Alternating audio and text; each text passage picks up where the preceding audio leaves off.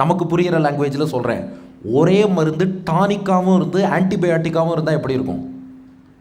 இப்போது ஒருத்தருக்கு இன்ஃபெக்ஷன் ஆகிடுது, பாக்டீரியல் இன்ஃபெக்ஷன்னா ஆன்டிபயாட்டிக்னு டாக்டர் மாத்திரை கொடுப்பார். ஆன்டிபயாட்டிக் என்ன பண்ணும்? பாக்டீரியாவை கொண்டுடும்.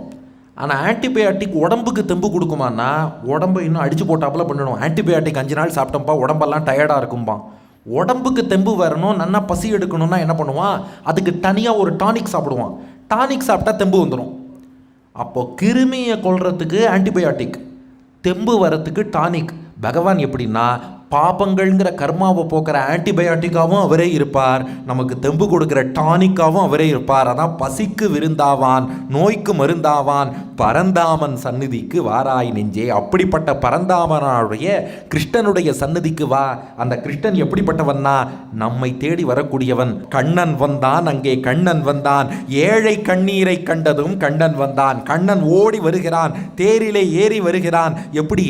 ஏழை கண்ணீரை கண்டதும் கண்ணன் வந்தான். ஒரு ஏழை கண்ணீர் விடுகிறான், ஒரு ஏழை பக்தன். அதாவது நம்மை தேடி பகவான் வருவதற்கு எது சிறந்த வழி? என்ன பண்ணால் பகவான் வருவான்னா, டேய் என்னை தேடி வாடான்னு அன்போடு பக்தியோடு அவனை அழைத்து 2 சொட்டு கண்ணீர் விட்டுட்டோன்னா அந்த கண்ணீரை அவனால் பொறுத்துக்க முடியாது. ஏழை கண்ணீரை கண்டதும் கண்ணன் வந்தான். ஒரு பக்தன் கண்ணீர் சிந்தினா உடனே அந்த பக்தனை தேடி பகவான் வருவான்.